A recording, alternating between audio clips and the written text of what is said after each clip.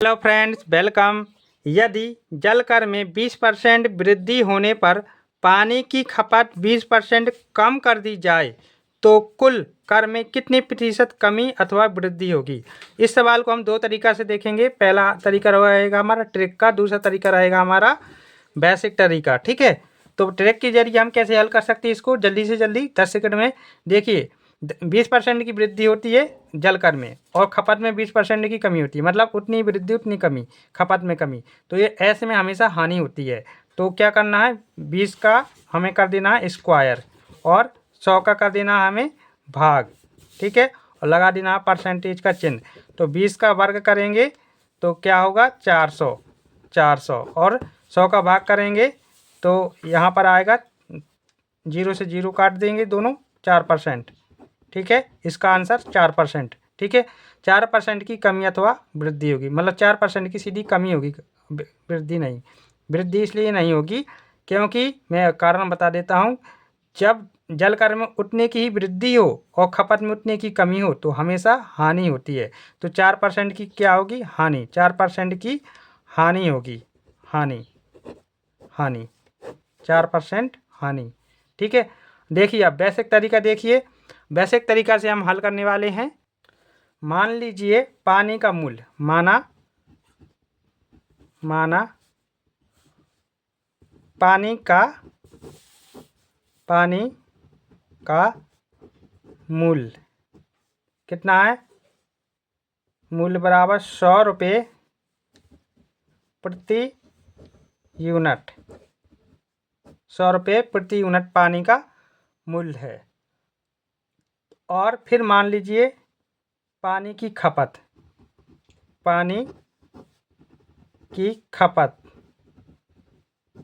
बराबर 100 यूनिट है।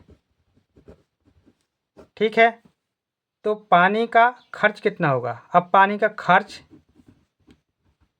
खर्च बताना हमें, तो क्या करेंगे, पानी का मूल और पानी की खपत दोनों का गुणा करेंगे। पानी का मूल, पानी का यहाँ पर हम खर्च मतलब क्या करेंगे, मूल गुणे खपत, मूल गुणा खपत।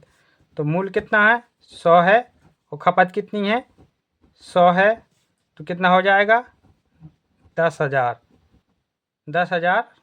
रुपये प्रति यूनिट। ठीक है, अब क्या होता है कि जल कर में 20% की वृद्धि होती है। जल कर में क्या होता है, जल कर में 20% वृद्धि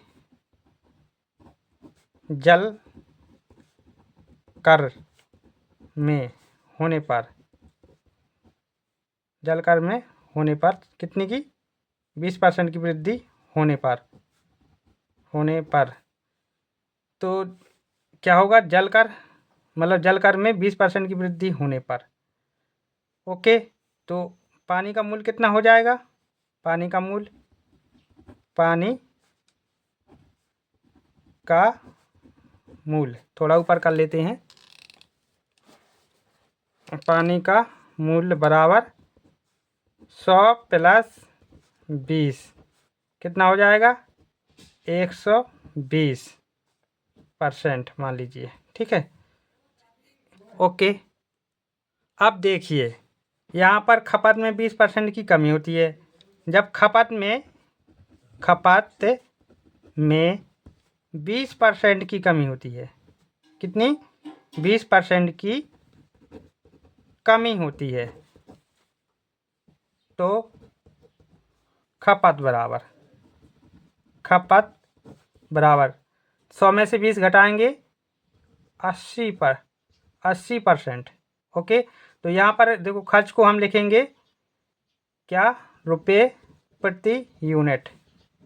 ठीक है, और खपत को लिखेंगे सिर्फ यूनिट। ओके, अब क्या है, थोड़ा और ऊपर कर लेते हैं ताकि आपको समझ में आए।